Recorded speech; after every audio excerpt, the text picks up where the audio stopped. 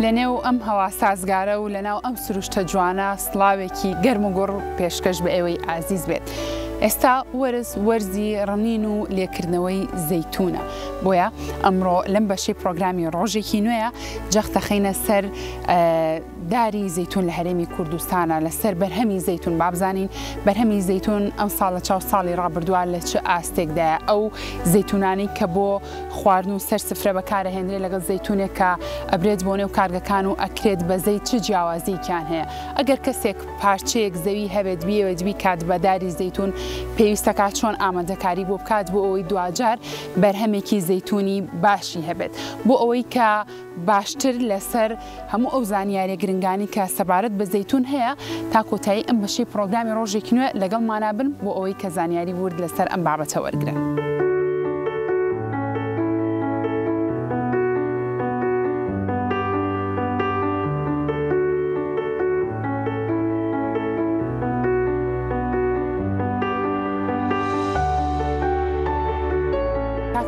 با دەستپێکی گفتوگۆکانمان لەوە دەست پێ بکەین. ئەگەر کەسێک پارچە زەویەکی هەبێ و بڕیاری ئەوەی یابێت کە بیکات بە باخێکی زەیتون، پێویستەکە سەرەتا و کەسە چی بکات؟ کەسێک کە پارچەی زەوی هەبێ بڵین سەرەتا ئەگەر بیەوەی بیکات بە باخی زەیتون باشتر وایە کێڵانێکی قوڵی بۆ بکە یەکەم جار. کێڵانێکی قوڵی بۆ بکە ئیتر 50 سانتیم بێ 6 سانتیم بێ 40 سانتیم بێ کێڵانێکی قوڵی بۆ بکە. داری زەیتون پێویستی بە کێڵانی زۆر قوڵە؟ خۆی بە ئەم باخ پێویستی بە کێڵانی قوڵە هەچ باخێ بتوێت دروستکەی باشتر وای کێڵانی قوڵی بۆ بکەی، چونکە تۆ دوای ئەوەی کە دارەکە و ناش ناتوانانی کێڵانی قوڵی بۆ بکەی. باخ پێویستی بەوە نیە کە کێڵانێکی بۆ بکرێ. عادەتەن باخی زەیتون پێویستی بەوەی 8 سانتیم تا 10 سانتیم کێڵێ. بەڵام بۆچی بە کێڵانە قوڵەکەی بۆکەین؟ بۆی ئەو زەوی ئەگەر تووشی ڕقبوونێک بووە تووشی ڕقبوونێک بووێ جارێکە بەوەی ئەو کێڵانەوە شی بێتەوە زەوەکەی. کە زەوەکەمان شی کردەوە کە زەوەکەمان شی کردوە ڕێک باشتر گەشایەکە. یعنی تۆ کە دارەکە چەند گەشەیەکی باشترەکە. باشە ئەمە کەسەکە باخەکەی کێڵا.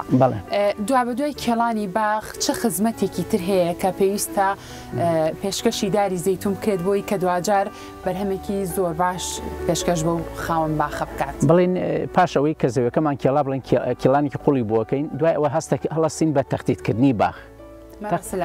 تەختیتکردنی باخ ئەوەیە بڵین حساباتی مەسافاتی زەراعی بکەین. بڵین ئەم باخی کە ئێمەیتیان بۆ نمونە 5 بە 7 کردومانە، ینی بەم ئارستەیە 7 مەترە بڵین بەم ئارستەیە 5 مەتر بینێتی دارەکە.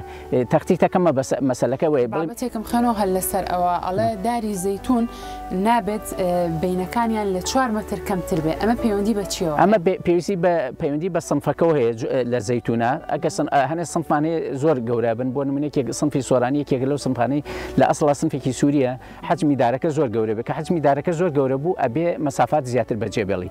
ئەنجا بە پیتی خاکەکەش دەورە بینێ. بۆ نمونە ئێمە ئەگەر باخێکی زەیتون لە شارە زوورا دروست بکەین بۆ نمونە ئەبێ یعنی مەسافاتی زیاتری بینێت، چونکە مادەم خاکەکەی بە پیتە گەشەیەکی زیاترەکە بەرکەوتنە بێ. کە بەرکەوتن بوو لە داهاتوە ئەگەر دارەکە نەخۆش بوو یەکێک لە دارەکان نەخۆش بوو نەخۆشیەکە بە سەریعیە گوازرێتەوە. ئەو بین و مەسافەیە بۆ ئەوەیە کە دارەکان گەورە بوو بتوانێت تۆ کاری تیا بکەیت و بە ئاسانی بۆی بتوانی هەڵپاچین و بابەتان. بەڵێ بۆی بتوانێت عملیاتی خدمەی زەراعیەکەی بە ئاسانی بکرێت. تر بۆ نمونە هەڵپاچینە لێکردنەوەی بەرهەمەکەیەتی کۆکردنەوەی بەرهەمەکەیەتی سەماتکردنە. ئەنجا ئەگەر نەخۆشیێکی شەبوو بۆی بە ئاسانی نەگوازرێتەوە بەریەک نەکەون دارەکان. زۆر چاکەکاتە دارەکەی تەنیشتی ئەگەر نەخۆش بێت ئەتوانێت پارێزرا بێت پارێزراوە کە بەریەک نەکەوێت. بڵێ باشە. کاکە فاق ئەمانی کە باست کرد ئەمانە بەسن بۆ ئەوەی کە ئەو جوتیاری کە زەویەکی و تەرخانی کردو بە زەیتون دوجار بەرهەمێکی باشی هەبێت. خۆی بڵێن ئەمە شتێکی سەرەتایە گینا خۆی بەس نییە. باخی زەیتون یەکێکە لەو باخانەی کە بەڕاستی بەردەوامی یعنی ئەبێ خزمەتی بکە. یعنی بۆ نمونە ئێستا ئەم باخی ئەمەتیان هێشتا بەرهەمەکەی لێ نەکردوەوە. باشتر وایە کە بەرهەمەکەی لێ کردو ڕەشێکی وەرەقی بکە. بەڕاستی بۆ نمونە بەتایبەت زەیتون پێویستیەکە ڕەشێکی زینک و بۆرۆن بکە یا کالیسیۆم بکە، یا ئەگەر فەلاحەکە خۆی شارەزایەکی تەواوی هەبێ زانی نەقسی عناسری هەیە لە کاتی گەشە سەمادێکی نایترۆژینی بکات. باشە. بە شێوازێکی گشتی خاکی بەپی تێرەمی کوردستان تا چەند گونجاوە بوو ئەوەی کە داری زەیتونی تیا بڕوێنی؟ خاکی کوردستان بە شێوەیەکی گشتی گونجاوە بۆ باخی زەیتون بەڕاستی مەگەر ڕچاوکردنی چەند خاڵێک یەکێک لەوانە نابێت لە شوێنەکە بکرێت کە لە مستەوای سەتحی بەحری لە 1000 متر بەرزتر بێ لە ئاسی دەریاوە لەبەرەوە بەرێکی کەممان ناتێ بەرێکی اقتصادیمان ناداتێ ئەگیناوکو گەشە لەوانەیە بکە بەڵام لەوانەیە بەرێکی کەممان باتێ. باشە پێش ئەوەی کە دەست بەم بەرنامەیە بکەین باست لەوە کرد بۆ من وتت نابێت لە نزیک دەریاچە و لە نزیک چەم و ڕووبارەکانەوە داری زەیتونیش بوونی هەبێ ئەمەیان بوو. بەڵێ خۆی نابێت لەوانە نزیک بێت لەگەڵ ئەوان نابێ مستەوای سەتحی ئاویشی بەرز بێ لەبەرە تووشی نەخۆشیەکە زەیتون زۆر تووشیە بێت لەو حاڵەتانە پێڵێن لە ڕێی فترێکەوەی پێڵێن ڤێرتسلیم نەخۆشیەکەش هەر بەنای فترەکەوە نەخۆشی ڤێرتسلیمی پێڵێن. باشە جوتیار چۆن بزانێت ئەو داری زەیتونەی کە خزمەتیەکە چەنێکە تووشی یەکێک لە نەخۆشیەکان بۆ چین بەسەر دارەکە و بەرهەمەکەیە؟ خۆی جوتیار ئەگەر باخێکی دروست کرد باشتر وایە دایم لە ناوێ بێ ینی متابعی بکە ئەگەر بۆ نمونە حەشەرە ئێمە حەشەرێکمانە لە زەیتون پێڵێن حەشەرە قوتنی على زەیتون ئەوە لۆکەیەک دروستەکە ئەم حەشەرەی زۆر بەسەرعی ئەگوازرێتەوە زیاتر لە دەوری 5 چوارۆوانە لە سەرەتا دەسەکە دەرەکەوێت ئەگەر فەلاحەکە بۆ نمونە ئەگای لێ نەبێ و متابعی نەکات حەشەرەکە عەدەدەکەی زۆر بوو بەری ئەو ساڵەی تقریبا نەتوان بڵێم زۆربەی لە ناوەچی. زۆر باشە کاتە ئەمانین کە بەڕێزت باس لێوە کرد چەند ڕێنماییەکی گشتی بوو بۆ ئەو کەسانی کە بەنیاز بن پارچە زەویەکان بکەن بە داری زەیتون و باخی زەیتون.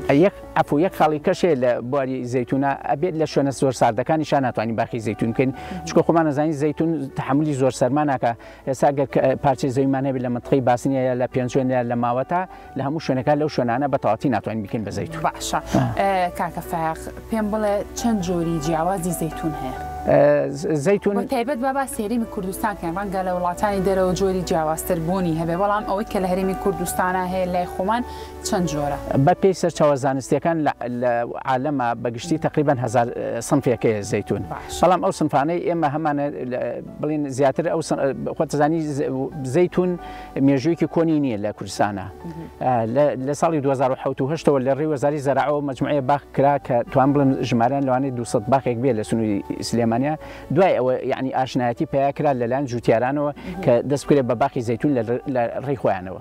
باشە کاتێستا لە هەرێمی کوردستان چەند جۆری جیاواز جۆری جیاوازەکانمان زیاتر ئێمە سۆرانیمان هەیە خۆزێریمان هەیە بڵین پیکواڵمان هەیە کەی هەژدەمان هەیە سنفی قەیسیمان هەیە سنفی کۆرۆناکی و ئەربیکوینیشمان تا حدێکی کەم هەیە. باشە ئەی ئەو زەیتونی کە لە بازاڕە هەیە ئەمە زەیتونی کوردیە ئەویان چییە؟ خۆی زەیتونێک نییە بڵین ئەمە بە ناوی کوردیەوە لە ڕاستیە بە ناوی کوردیەوە بەڵام ئەمە لەوانەیە مەبەستی خۆشەکردنەکە بێت بە ڕێی سروشتی خۆشەکرا بێت ئەکاڵی زەیتونی کوردیە. کەواتە زەیتونێک نییە بیناشتۆ بڵێمە زەیتون نانە هیچ زەیتونێکی کوردی نییە زەیتون بە مەوتنی ئەسڵەکەی دەریای دەوروبەری دەریای ناوەڕاستی بڵێن بەحری دەریای ناوەڕاست. باشە کاک فایق خۆی لە بۆ نمونە سەرەتاوە زەیتون کەیتر بەرئەگرێت پێم بڵێ چ ڕەنگێکە و بە تایبەت ڕەنگی زەیتون چ ڕەنگێکە خۆی ڕەشە سەوزە چ ڕەنگێکە ئەوەی کە هەبێت و لە سەرەتاوە بێت کامەیانە؟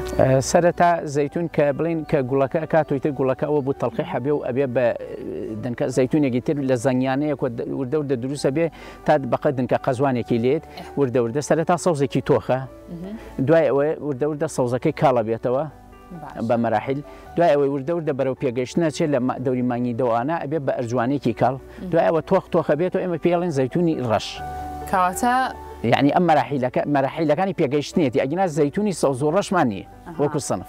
باشە کەواتە وەکو جۆر خۆی هەر ئەو سەوزە هەیە هەر ئەو سەوزەیە بەڵێ بەڵام کە زۆر پێگات ڕەشە بێ زۆر پێگا کە گەشتە مەرحەلەی کاملی نەزج ڕەشە بێ بەڵام بیریشمانە چێ سنفێکەکەی لە جەزایر لە لیبیا و جەزایرەیە تقریبان سپێکی شەکەری. کاک فایق ئەزانین ئێمە بەرەمهێنانی زەیتون بۆ دوو مەبەستی جیاواز بەکارهێنین یەکیان بۆ خۆشەکردنە لەسەر سفرە و خوانەکاندایانین ئەوەی تریشیان بۆ بەرەمهێنانی زەیتی زەیتونە. پرسیارەکەی من ئەوەیە کام زەیتون گونجاوە بۆ خۆشەکردن و سەر سفرە و خوانەکانداینین و کامەشیان بۆ بەرهێنانی زەیتە؟ خۆی وەکو خۆشەکردن زیاتر ئەو سنفانە بەکارێن کە بەپێی ویستی ناوبازار کە خەڵک تەڵەبی لەسەر چییە حەزەکەن ئەو سنفانە بێت کە حەجمیان تۆسە گەورەیە.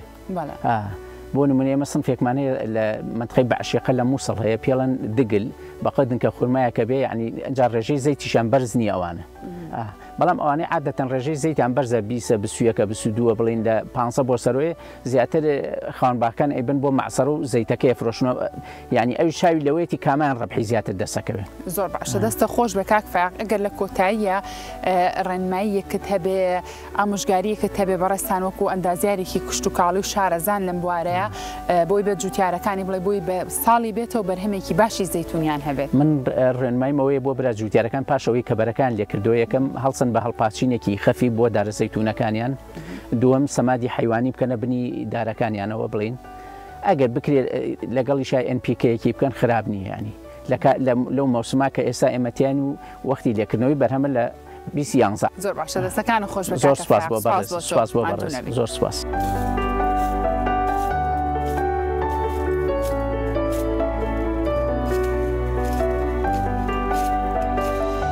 خۆشەویستان بۆ ئەوەی لەم بەشەیە قسە لەسەر بەرهەمی زەیتونی ئەم ساڵ بکەین بزانین بەرهەمی زەیتونی ئەم ساڵ لە چه ئاستێکدا جوتیارە بەڕێزەکان چۆن خزمەتی دارە زەیتونەکانیانەکەن ئەمڕۆ لە نێوێکێک لە باخەکانی زەیتونان باخێکی زۆر ناوازەیە کە باخی مام عومەرە بە خۆشحاڵیەوە ئەمڕۆ لەگەڵ مام عومەر خۆشیاکەمێک گفتوگۆ لەسەر بەرهەمهێنانی زەیتون و لەسەر ئەو ڕێژە زەیتونەی کە ئەم ساڵ هەیە لە چاو ساڵی پارە گفتوگۆکەم. مام عومەر سڵاو لێبێ. عەلەیکە سەلام. کاتۆ باشی شکر. باش خۆش بیت. سپاس دەکەم. چۆنە مام عومەر؟ الحەمدولله. یەخوا باش بی. مام عومەر بۆم باس کە بەرهەمی زەیتونی ئەم ساڵ لە چاو ساڵی پارە چۆنە؟ الحەمدولله باشترە. ئەم ساڵ باشتر لە پار. باشترە. باشە. دەپی زەیتونەکەش تەمەنی زیاتر بێت بەرهەمی زیاتر بێت. تەمەنی زۆری هەیە ڕۆڵە تێگەشتی؟ باشە. داری زەیتون بۆ چەند ساڵ بۆ نمونە ئەتوانێت بەرهەم بێنێت؟ تا ئەو کاتی کە لێ بێتەوە هەرە بێتەوە توانێت تاڵتێکیتەوە. چۆن تازێکێتەوە مەسەرەن ئەو لقە شکاوشکان لابێت و تەمەتر بێکیتەوە لێ بێتەوە پیۆنیکەیت. تۆ چەند ساڵ ئەم دارە زەیتون؟ تقریباً 5 ساڵە. 15 ساڵە ماشەڵڵا هەر بەرهەمی هەیە. بەڵێ. آخر لە 7 و 8 ساڵ اینجا هاتە بەرهەم. دوای 7 ساڵ 8 ساڵ هەیە 9 ساڵ. باشە. نوعەتەکە کەوتووە. باشە. ساڵانە خزمەتێکی باشی دارەکان تەکەی بەر لەوەی کە بەرهەم بێنێت بۆی کە بەرهەمێکی باشت ئەوە پێێنی پێەکەین پێێنی حیوانی ئاژەڵ تێەکەی. باشە. ئەی کێڵین تێگەشتە اینجا کێڵان بنەکەی کێڵینەوە اینجا خۆشی ئەبێ ئەم دارزەیتونە کارێوایە نێڵی بێوە کەپر بەسەرەکەوە ئەبووی هەتاو لەسەر و لێ بە ئەم فەرعانەشی ئەگەر ئەم فەرعانەش کە لەبینە فەرعەکان ئەم فەرعابی هەوای پیا بڕات ئاوە هەتا بەها ئەوە هەوا نابێت چڕگە هاتوێت نابێت زۆر چڕبێ سەری شەو نابێت کەپر بێ بە کەپر زۆر چاکەوەی هەتاوەکە لێبە هەتاو لێبە ئەم لاورە شەری بۆ تاو لێبە لێرە هەتاو جێ و دەرچێ هەتاوەکە زۆر هەواش باشە. مام عومەر ئەو جۆرانی کە لە نێو باخەکەی تۆیە هەیە جۆرەکانی زەیتون چه جۆرێکی دار زەیتون زۆرتر هەیە لە نێو ئەم باخەیە؟ وەڵڵای ئەمە وەختی خۆی داری زەرعی هێنابیان لە سوورە هێنابیان. باشە. کشتوگان ماڵ ئەوە بێنێ وەختی خۆی ئەوان هێنابیان لە سوورە هێنابیان هینی ئەفرین و ئەو منتیقی هێنابیان. بەڵێ. تۆ زۆرتر سوودی لێ وەرەگری بۆ ئەوەی کە بیفرۆشیتەوە بە بازار و بۆ خۆشەکردن بەکاربێنیان بۆ زەیتەکەی بەس بۆ زەیت بۆ زەیت ئەمەش خۆش لە ئەسە هەر بۆ زەیت کردومانە. باشە. ئەم زەیتونەی تۆ چۆن ئەزانی بۆ زەیت گونجاوترە؟ ئاخە نوعەتەکەی وایە نوعی زەیتی بۆی بۆ خۆشکردن گەورەیە دەنکی گەورەیە ئەتوان میش بکەیت ئەتوان میش بکەیت بەس ئەوەی کە گەورەیە زەیتی کەمە. زەیتی کەمە ئەمانە زەیتی باشترە. باشە. مام عومەر ئێستا کاتی ڕنین و لێکردنەوەی زەیتونە؟ بەڵێ کاتێتی و تا من درنیش کەوتم. بۆ درەنکەوتی وتم بعضێکی سەوز بوو وتم بەش توێتە ڕەش بێتەوە کە ڕەش بۆ ئینجا پێگەیشتەوە بەقاڵاتی. باشە. مام عومەر با وردە بڕۆین لای دارێکەوە بۆی ئێمە شتۆزێک زەیتون لێ بکەینەوە باسێکی ئەمن بۆ کە ئەمە چێکە بەدەستمانەوە؟ ئەم چنگالە پێریەکە ئەبۆی ئەمە زۆر باشە عەزیەتی چڵەکان نایە داواکە ڕنیت چکە دەنەدەن لێ نابێتەوە. باشە. ئێوە عادەتەن کە زەیتون لێەکەنەوە بە هەرەوەزی سەرخاڵ بەڵێ بەرۆزی هەژنۆ کرێکار دەکرێکار هەمووتان کرێکاری ئازا بە ڕۆژی 7 کیلۆ ناکاتەوە. ماشەڵڵا ناڕەحەتەکردنەوەی. باشە. ئێستا مام عومەر ئەم دار زەیتونە تۆ باس لەوە کرد ئەبێت ڕەش بوو بێ ئینجازان گەشتەوە نیە جاخۆ ئەمە ڕەش نەبووتان ڕاستەکەی هێشتا پێ نەگەشتووە ماشەڵڵاوەتانێ يعني كأوا لي كردو أوتها كأوا لي كردو أوي هبوا بس مالين حراج بيبان خوشترو باشتريشه باشا عادي فيلم كمان عمر شو بتوان بقى بسم الله بسم الله طب زعما زانم نيش في البنبي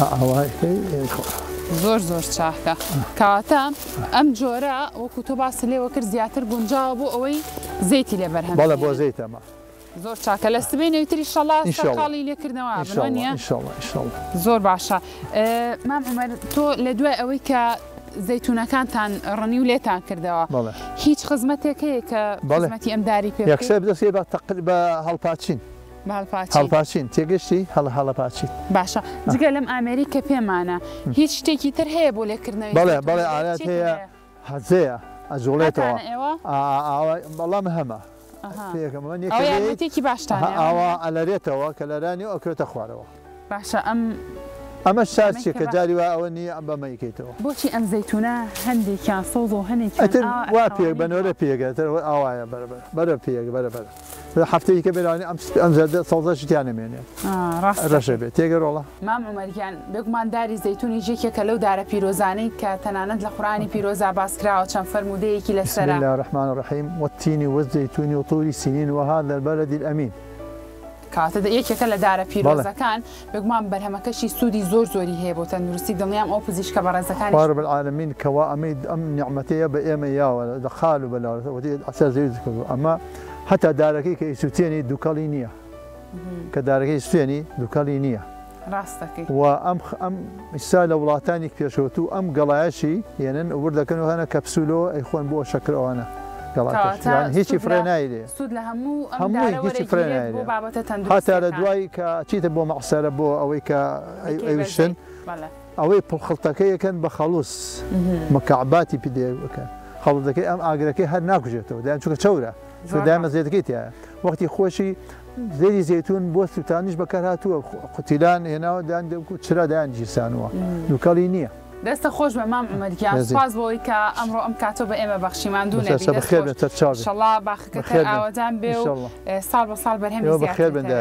دەستە خۆش بێ زۆر سپاس خۆشەویستان ئومێ دەکەم سوودتان لەم بەشەی پرۆگرامەکەمان وەرگرت بێت هیوادارم لەسەر سفرە و خوانەکانیشتان زەیتونی جۆرا و جۆربوونی هەبێت لەگەڵ ئەوەشا بۆ خواردن و زەڵاتە و بابەتەکانیش بە زەیتی زەیتونی کوالیتی باشەوە ئامادەی بکەن و نۆشی بکەن دووبارە من ئەگەڕێمەوە بۆ لای هاوکارانم هیچم نەماوە جگە لە ڕێز و خۆشەویستی بۆ ئێوەی ئازیز خواتان لەگەڵ